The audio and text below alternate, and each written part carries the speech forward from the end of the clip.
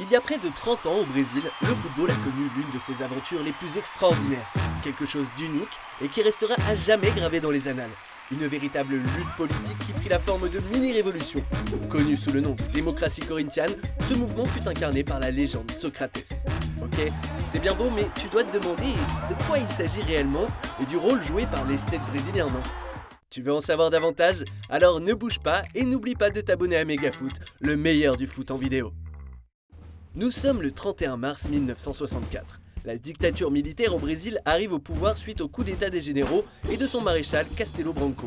Ce dernier abolit alors rapidement tous les partis politiques et supprime les élections au suffrage direct. Dans ce contexte, le monde du football est bien évidemment encadré par la junte militaire. Hormis quelques stars, les autres footballeurs n'ont pas grand chose à faire valoir. Leurs droits sont réduits au minimum, le tout dans des conditions de vie extrêmement précaires. Il faut attendre le début des années 80 pour voir cette répression sur les clubs de foot quelque peu s'essouffler. À cette époque, les Corinthians, malgré leurs difficultés sur le plan sportif, sont l'équipe la plus populaire de Sao Paulo. Le président, Valdemar Pires, décide alors à la surprise générale de confier la direction de l'équipe à un jeune sociologue de 35 ans qui ne connaît pas grand-chose au ballon rond. Son nom, Adilson Monteiro Alves. Déjà opposé au régime durant sa jeunesse, ce trentenaire barbu va totalement bouleverser de fond en comble le mode de fonctionnement du club grâce à des méthodes assez révolutionnaires au regard du contexte politique et sociétal de l'époque. Avec en tête une idéologie claire, celle de ne pas miser sur l'autoritarisme, mais plutôt sur le débat et un système de vote pour tous les aspects de la vie du club. Pour cela, le nouveau dirigeant trouve sur le terrain trois figures de proue sensibles à ce credo, tous trois déjà très engagés politiquement, à savoir l'arrière-gauche Vladimir, l'attaquant Walter Casagrande et bien entendu le meneur de jeu Socrates. Ensemble, avec leurs coéquipiers, ils s'emparent des Corinthians pour y mettre en place une extraordinaire expérience d'autogestion qui prend naturellement la forme d'un mouvement de protestation contre le régime. Les joueurs s'expriment, émettent des propositions et débattent, pas seulement de tactique mais aussi de la vie du club en dehors des pelouses. L'une des premières mesures symboliques sera d'abolir le concentração, c'est-à-dire les mises au vert d'avant-match imposées par les clubs aux joueurs plusieurs jours avant la rencontre. Suivront ensuite les décisions concernant la gestion sportive de l'équipe, le type d'entraînement, le système de jeu, la préparation des rencontres et d'organisation des déplacements, la redistribution des recettes liées au sponsoring et à la billetterie, le choix des renforts et même de l'entraîneur sont ainsi tous décidés collectivement. Comme par magie, ces changements ont eu des conséquences immédiates en termes de résultats. Les Corinthians se remettent à gagner et produisent un des plus beaux footballs du pays. Ces victoires, elles, vont permettre d'attirer et de fédérer autour du club de Sao Paulo. Leur médiatisation est sans précédent et les joueurs n'hésitent plus à afficher leurs convictions.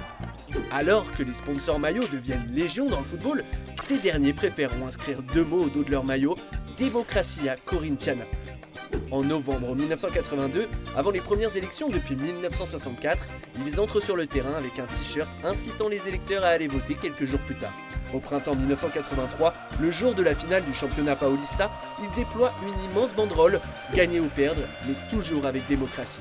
Mais si le mouvement prend de l'ampleur et devient un des symboles de l'élan démocratique du pays, c'est paradoxalement au moment où la bataille sera en passe d'être gagnée sur le terrain politique national que l'aventure s'essoufflera.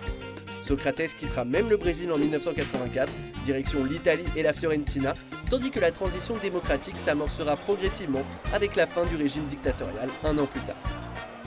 Qu'importe, cette mini-révolution sans équivalent nous renvoie indirectement aux contradictions de l'actuel football business. Un système que Socrates aurait sans aucun doute ardemment combattu, lui qui a conservé tout au long de sa vie un souvenir passionné de cette démocratie corinthiane. Celui que l'on surnomme docteur en raison de son diplôme de médecin aura été le porte-drapeau de cette équipe des Corinthians, tant par le biais de son engagement politique que de ses performances sur le terrain.